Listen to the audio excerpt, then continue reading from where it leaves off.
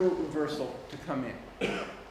As if around 1860, there develops as a norm of the idea that, well, it's okay to, it really is important to paint what you see, but that can be even more important than painting what you know to be the case. Now, can we go back to the Caravage? No, let's go to. Thanks. So,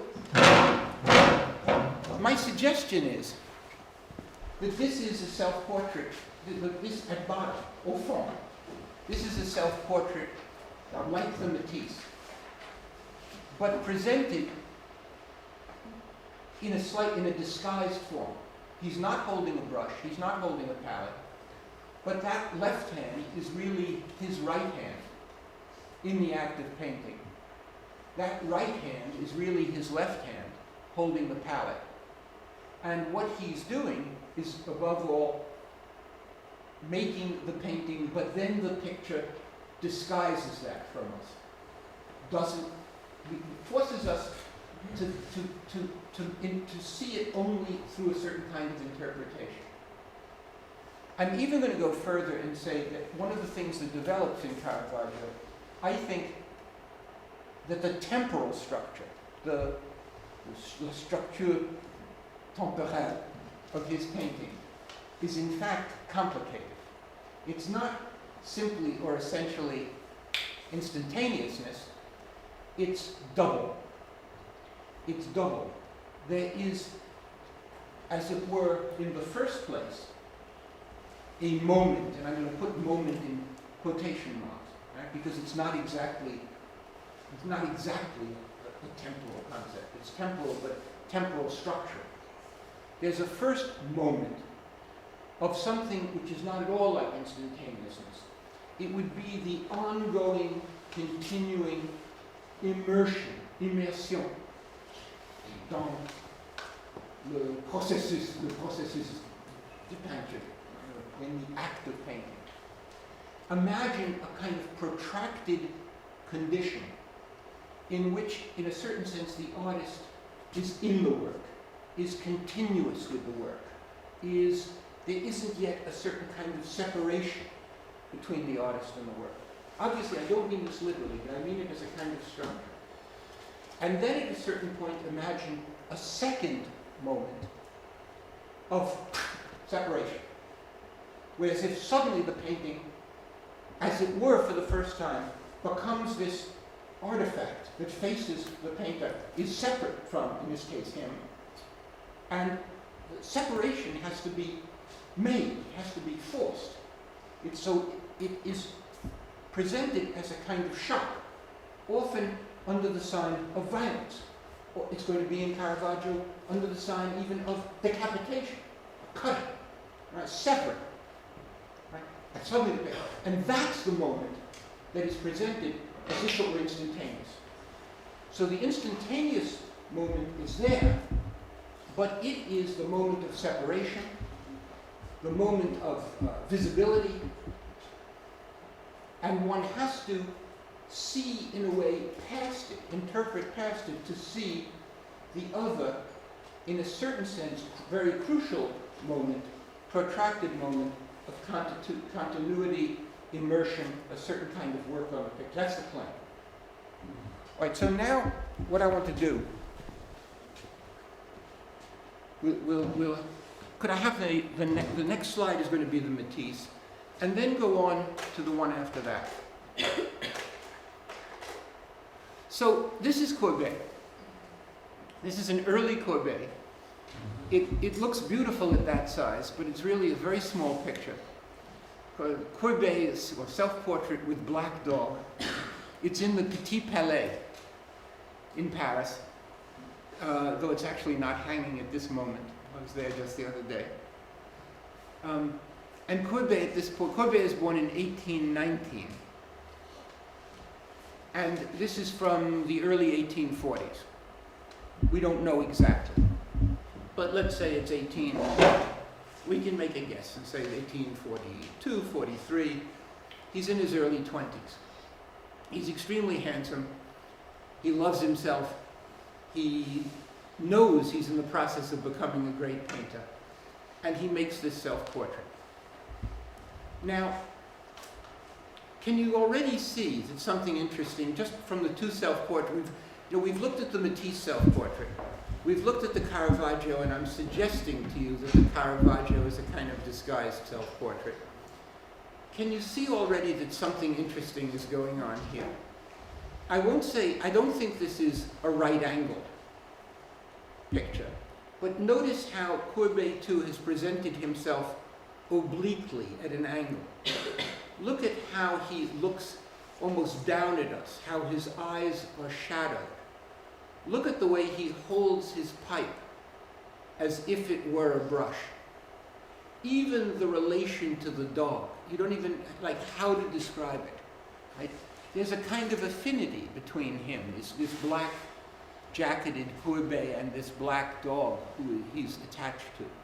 And it's as if you don't even know whether to say that they are two separate things that are now merging a little bit, or maybe they were one thing and they're in the process of becoming two things. Anyway, the more you look at a picture like this, the more you see that the relation of Courbet to the dog, these two black forms, is not just simple, that's what was in the world. And there's going to be a further sense here, I think, as we look.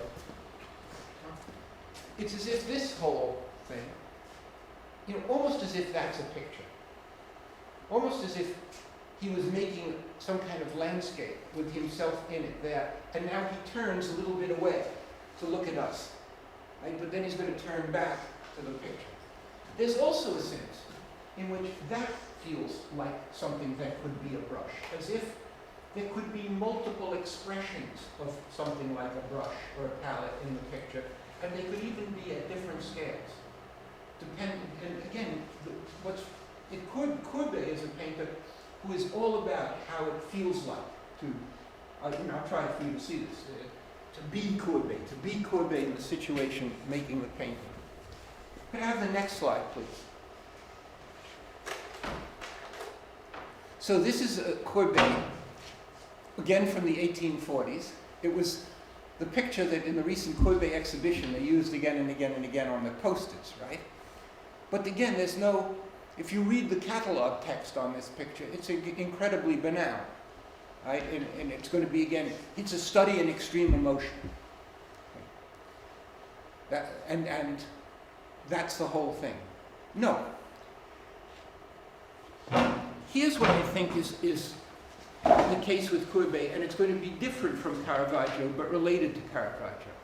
But I think it will help if we go through, I can make you see certain things in Courbet. Courbet comes along at the project that begins with Diderot and French painting in the 18th century. It's a moment, and it is what triggers the development in French painting that leads to modern art. Around the middle of the 18th century, in France, nowhere else, there emerges a new kind of demand on painting, but also on theater. In the first place, on theater. And the demand is that somehow the representation, the picture, what takes place on stage, and Diderot uses the same word for both. And the word is tableau. Right? He creates a new theory of drama, of the stage, which involves a concept of the tableau, and the same notion holds for his painting. And what he wants is for the stage, I'm trying to avoid the word theater, for the stage, to present us with compositions, let me put it that way, in the unrolling, the development of a play that would make something like a powerful tableau. And the point about the tableau would be that all the figures in it seem to be completely absorbés, engagés, in the action of the tableau, which takes place, you could say, in the lateral plane of the tableau.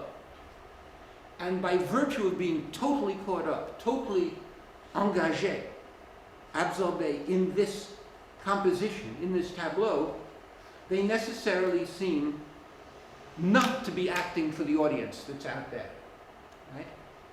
It's a new demand. The new demand is what takes place on the stage, what takes place in the painting, must seem to have no awareness of an audience. And here's the full, you could say, paradoxical structure of this. Only if the tableau on the stage or the tableau in the painting succeeds in seeming to have no relation whatsoever to an audience, only then will it succeed in stopping and holding and moving an audience. Of course it's made to be beheld. Of course it's aimed at an audience. But if it seems to be aimed at an audience, if it gives the least hint, if a figure in a painting gives the least hint of not being totally consumed in grief, but being consumed in grief so that you will think that I'm consumed in grief, that is unbearable, that is théâtral, that is grimace, that is the worst crime that art can do. So it's a new demand, a demand for a new kind of authenticity, a new kind of genuineness. But it can only be achieved by virtue of these very deliberate constructions. And it's always a kind of fiction. Because of course, those are characters, the actors on the stage are aware of an audience. They're just the demand is now that they mustn't show that. That's the whole point of the paradoxe sur le comédien, right? His late text on the theater. But it also is a new demand on painting. The figures must seem to be totally lost in what they're doing, with a great quality is oubli de soi, and only if that's the case will the audience be attracted, stopped, held before the painting. But it's a very difficult demand, and you could say it's a demand that even when it succeeds is bound to fail, because in the end the painting is of course made pour être vu, and that truth, that primordial truth, will always eventually come out. So then the artists are forced to do something else and something else and something else. The stages of this are Chardin, Greuze, early David, later David. David makes the Oath of the Horatii in 1784-85. I would say it's a very Diderottian picture. It's drame, it's not théâtral in terms of what David is trying to do. By 1795-96, we know that David himself has come to see the Horatii as if it's the composition, he says, is un peu théâtral. Why? Because it's come to look too intense, too extreme. All that swearing, it's like, wait a second, that looks like it's done for the audience. So he pulls back from that, and he makes the Sabines in the Louvre. Right? I mean, I just couldn't bring in all this to show you. And that is to be not so extreme, but of course within a few years the Sabines looks to everyone as if it is théâtral, not because it's extreme, but because the figures are merely posing. Any suggestion that the figures in a painting are posing, see, if it's too extreme, if it's exagéré, it's théâtral. If it's not intense enough, if it's just posing, it's théâtral. And what you realize very quickly is that it's almost impossible to satisfy these demands. This is French painting from an early moment is in a certain state of crisis with respect to these issues, but this crisis is like an engine. It's like a Formula One engine. It makes the car go, and it gives us it gives us 75 years of unbelievably great painting. David, Gros, Géricault, Daumier, Delacroix, Courbet, Manet. By the time we get to Courbet, and this is the relevance of what we're seeing about Courbet, it's as if almost nothing that you could depict among the figures in the painting can suffice fully to seem to, as if they seem so absorbed that they're not aware of being beheld. So it's as if what emerges from the beginning in Courbet is a more extreme project, a kind of impossible, hyperbolique project, to paint himself into the picture. If he could paint himself as the first beholder, le spectateur premier, into the picture, if he could disappear into the picture in the act of painting the picture, then that would solve the problem, because there would no longer be that spectateur in front of the picture. Do you see? He no longer can actually deal with the larger question of le spectateur tout court, but at least he would be painting himself into the picture. You got a version of that in that Courbet with Black Dog. Here, what we're really seeing, and what I want you to start to see with Courbet, we're dealing with one of the most amazing artists in this way ever. Here, what this is about, he's painting a self-portrait here. And he wants to begin the self-portrait. He wants to close the distance between himself and the self-portrait. He wants to paint himself into the self-portrait.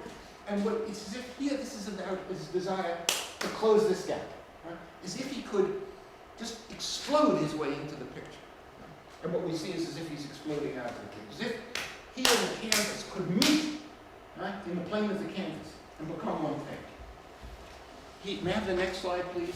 He makes, just in case this seems, look at this. This is in Oslo. This is, at the same moment, it's another desperate man, sometimes called the fou de peur. And here he actually thematizes it as a man leaping off the edge of a cliff, as if to try to, close this gulf. And I'm saying the gulf is the gulf between him and the painting.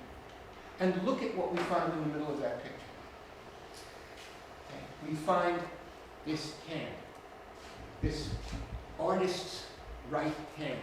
And the other hand is doing something. And for Courbet, as for artists for hundreds of years, painting is a two-handed operation. You paint with two hands. A dominant hand, a subordinate hand. You're going to see this again and again in Courbet. He's going to have different ways of expressing it. And here it is no accident that hand is this focus of agency for Courbet is in the middle of the picture. Can we have the next slide, please? So this picture you perhaps know. It's a very black picture. The paints that Courbet, like other 19th century artists used, had a lot of bitumen and it went dark over the years. But nevertheless, it's one of the great self-portraits.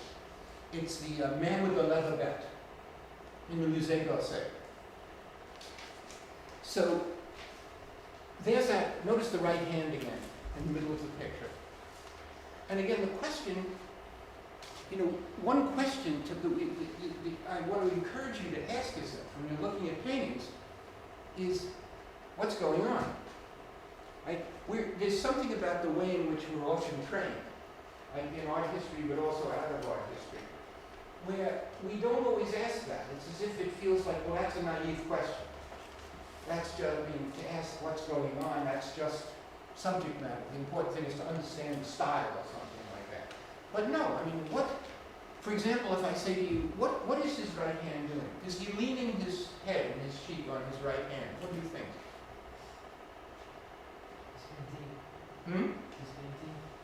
Well, it's like he's painting, but in other words, he's not really leaning his cheek.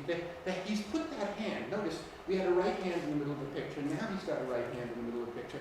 But here's the completely brilliant thing. By making this gesture, which seems perfectly normal, he's put the right hand in the picture in a way that can coincide with his own right hand reaching into the picture.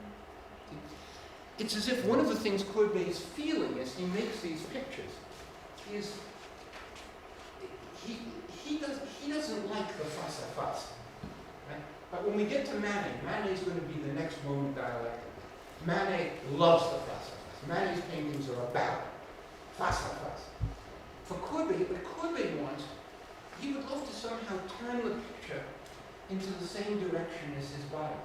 So that when he moves into the picture, You see what I mean? He wants to be oriented the same way as a picture. You might say, which way does a painting? If his paintings, and sometimes there's going to be a moment in Caravage where this comes up. Which way does a painting face? Well, in an obvious sense, it hangs on the wall and it faces this way. But insofar as it's a representation, and insofar as it might be key to the orientation of the person making the picture, and afterwards the person looking at the picture, there's a certain sense in which the picture faces that way. The trick for Courbet is to try to make the picture really face that way, so that he and it can become one. And here you feel the tension, okay? This powerful hand, it almost feels slightly too large. So it's a version of the hand that's making the picture, exactly, reaching into the picture, his hand. The left hand is, I want to say, of course, the left hand holding the palette, but you see, since he's got this figure more or less facing him, what he really wants is for the left hand to be down here. I mean, he would like the left hand to be here, the right hand to be there. He can't do that, so the painting is a compromise. He can't exactly make it the way he would like to make it. But nevertheless, what we're seeing here is a version of this. The project is the project of merger. The project is something like what I was calling immersion for Caravage. Only Courbet doesn't want that second moment of specularity, of separation, of violence, of shock. No, he wants only this. You start out separate, and you're trying to paint yourself into the picture. 1948, before making this picture. He would not look to us like a major artist. He'd be this person who would make these interesting pictures, and who knows what he might do. Then, all of a sudden, he produces his realist masterpieces. And the first of them is the After Dinner at 𝙩𝙩𝙢𝙥𝙨, Après Dîner à 𝙩𝙩𝙢𝙥.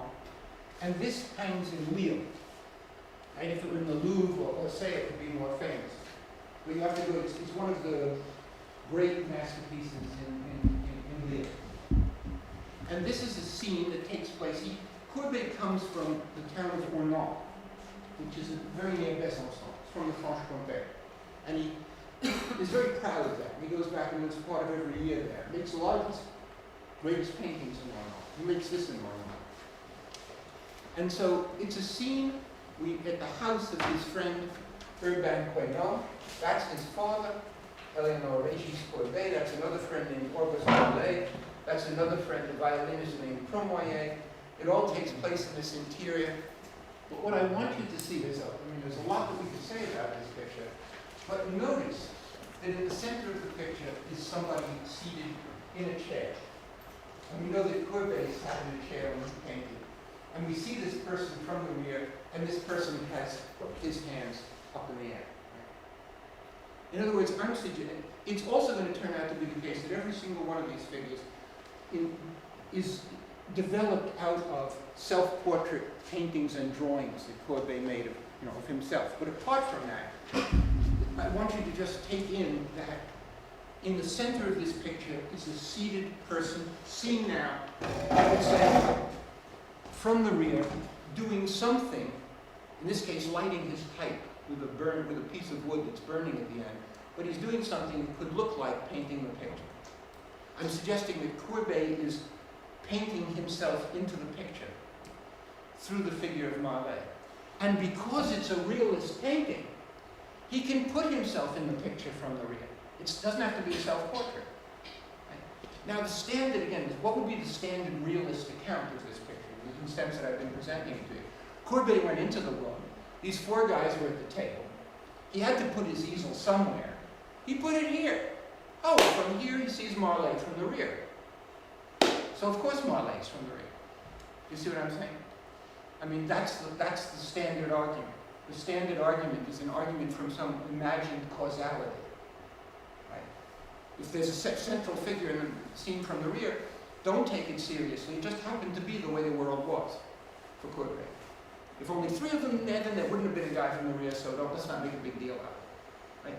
That feels to me not correct. And especially when you see in painting after painting, Courbet does this. Could we have the next slide, please? So this is a painting that no longer exists. This is the Stonebreakers. It's the next great painting Courbet makes, his second realist masterpiece, 1849. It was in Berlin, and it gets blown up at some point in World War II. I mean, the Nazis put it on some kind of train to take it somewhere, maybe to, you know, whatever, and it gets blown up. As far as we know, no longer exists. We don't have hard evidence for any of this. Well, fortunately, there was a color image that was made of it in the 1930s. It's not a very good image, but at least we have this. And it must have been something like about that size, right? Maybe a little bit larger. Notice, we see the boy on the left largely from the rear. We see the old man, the older man, from the side. Notice that his head is hidden and the brim covers his facial features. So in effect, we're not shown either of them in a facing sort of way. Anything else occur to you?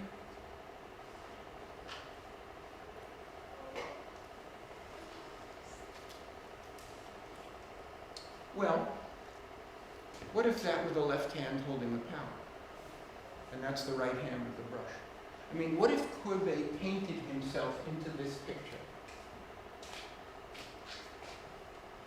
through the agency of his two hands, where the left hand is the subordinate hand doing something like the work of bearing something, the palette that he had depicted as this pannier of stones, and here the hand that's making the picture.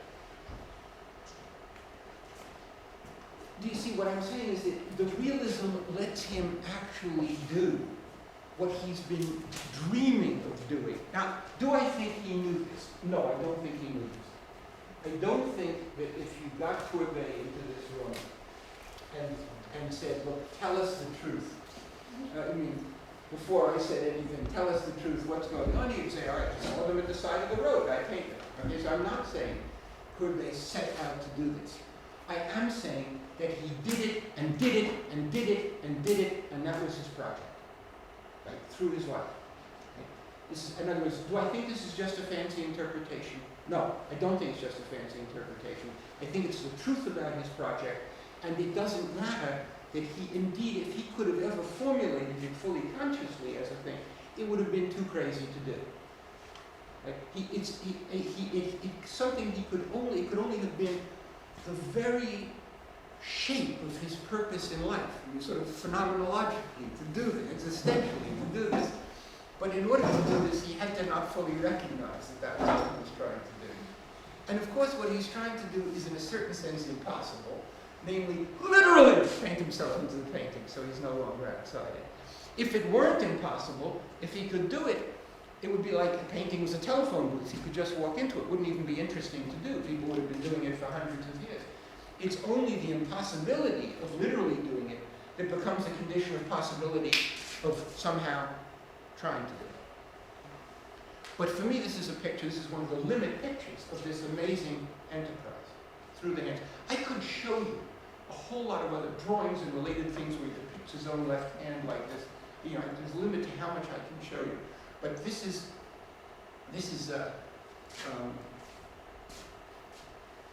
you know, for me, a very powerful picture. Do you see the signature in the lower left-hand corner? See the way he does it? G. See, if I had a blackboard, I would draw those letters for you. The G is like that, and the C is like that, and they have a backward lean. They have a backward lean like the boy. So I have an impulse to say that the boy is like the G, and the old man is like the C. I even want to say Courbet, at one point Courbet takes a motto for himself. Courbet sans Courbet. Courbet sans Courbet. Courbet without any bowing or scraping. I think Courbet is bothered by his name.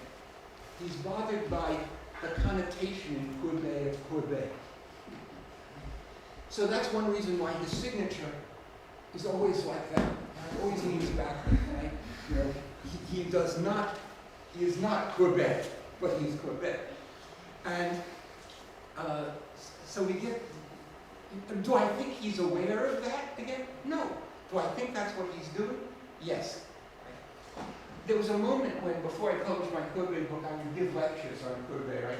And sometimes I'd give a lecture that was largely about this picture. And then there would be a question period afterwards. And somebody would get up and he would be really angry. And they would say, I can believe the left hand and the right hand, but I don't believe the GC. And I would say, you don't believe the left hand and the right hand? And you want me to be upset because you don't believe the GC? I settle. You believe the left hand and the right hand. I win. You know, it's fun. I also believe the GC, but the fact is, if you don't believe the GC, that's okay. Just believe the left hand and the right hand. Could I have the next slide, please? So to just show you how consistent this is an amazingly beautiful painting by Courbet. Right? This is the wheat systems, the Cribleuse de Blé, from about 1854. It's in Nantes. It's in the Musée des Beaux-arts in Nantes. There are many beautiful paintings in Nantes, but it is worth crawling to Nantes to see this picture. It is much more beautiful in the color than anything. It cannot be reproduced, but it's an incredible picture. But look at what you're seeing again. Another figure seen from the rear in the center of the picture. Right? Doing something in this two-handed way, in this case, sifting grain. And look where she is. She's on a canvas ground cloth. I mean, that's canvas, like a painting is canvas. She's already in it. And the grain is falling on the canvas like paint.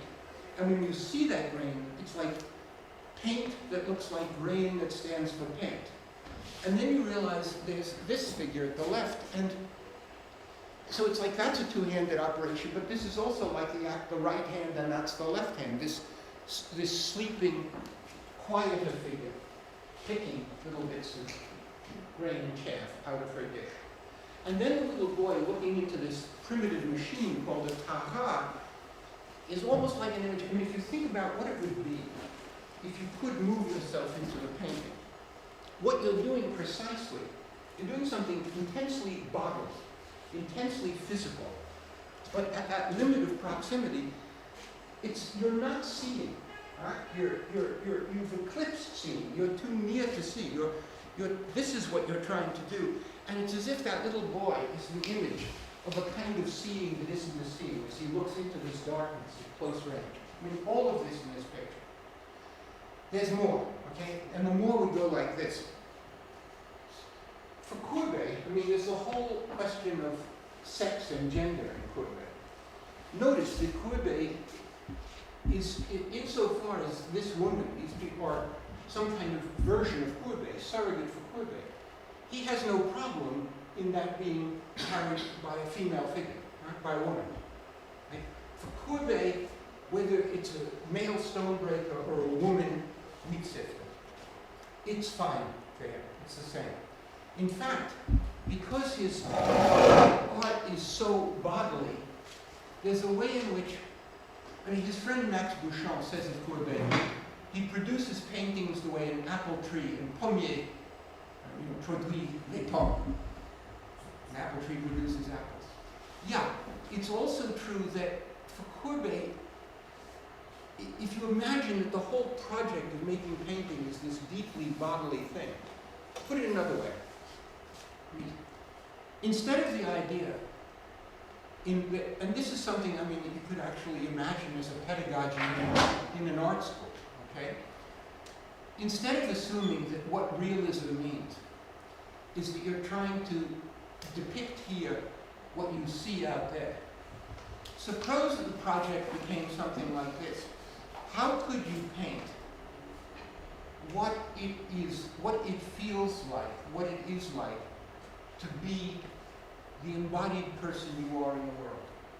What if what I was trying to put a canvas here, and what I'm trying to paint is not what I see out there, or even what I would see in a mirror, but what I'm feeling now, as I sit in this chair, in this room, with certain people, part of the room behind me, this underneath, feeling this against my ass, feeling this against my back, my knees in a certain position, reaching out, doing all that, right? Making the picture, the activity. Suppose I was trying to paint that, not what that looks like to you, but that. paint that, paint what it feels like to be trying to do that. What if that's what I'm trying to do? What if that's what's at the core of Courbet's realism? To paint his own embodied existence in a physical world, in the very act of making the paintings, because that's the present tense reality of his situation when he's making the painting. And what that translates for him is, so you can think of that too, and you're then trying to move that whole bodily sense of yourself into the picture. And of course, if he can do that, then he's no longer outside the picture. Then we have a solution to the problem of the spectateur too.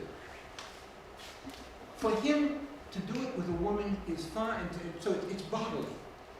One fundamental example, you could say the most basic example of doing something productive with a body, of a body doing something productive, is a woman giving birth. For Courbet, the idea of giving birth, I think, was like a deep fantasy of his. You know, he would have loved, in that sense, imaginatively, to be able to think of himself as a woman giving birth to his painting. It's the opposite of Baudelaire. Baudelaire hates the idea of birth, loathes the idea of pregnancy. As Walter Benjamin says, for Baudelaire, the ideal figure of the woman who stands for the poet, is the sterile prostitute. Right? Prostitute who beautifies herself and does all the artificial things, that's like, for Baudelaire, that's like art. And then sells herself on the market, and for him the artist sells himself on the market. And Benjamin also has a brilliant footnote when he says, you get the feeling that for Baudelaire, pregnancy was unfair competition. Right? For Courbet, it's like some deep fantasy. You know, he would like to be able to do that too. And we get something of a version of that in this picture.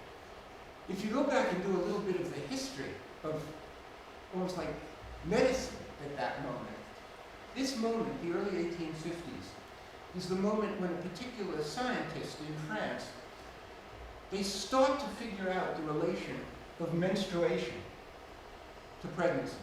They don't have it right yet. At this point, they still think that a woman can only be made pregnant when she is menstruating. It's going to take about another 10 years when they figure out, well, we got that slightly wrong. Okay? It goes just the other way. But until this moment, there wasn't even the imagination of this link. But this can also be imagined in a certain sense as a kind of image even of menstruation, right? In relation to pregnancy and so on.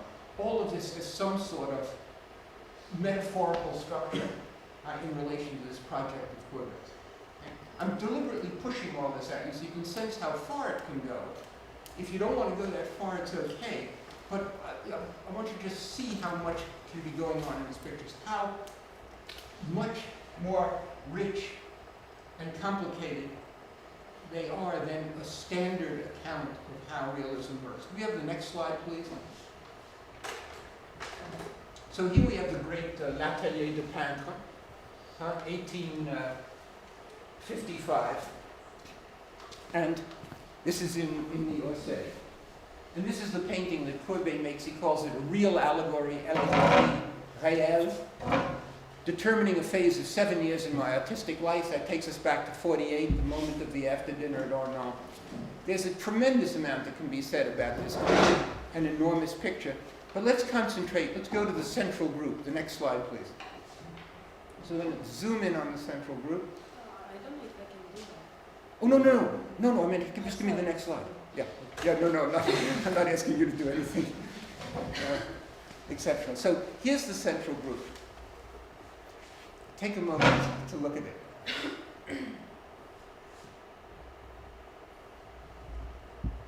So the first strange thing is that in the middle of his studio, in a painting that's going to be an allegory of realism, Courbet depicts himself painting a river landscape, which of course he isn't seeing at that moment, right? There's no river landscape to see in paint. In some way, it just happens in the canvas. Notice how close he's sitting to the canvas. I mean, you can almost imagine him being in the canvas, and it's almost like reaching with his brush into the distance. He's so near that, look, you see the way his legs are? I mean, where can the right leg go? It's as if it has to get broken in the thigh.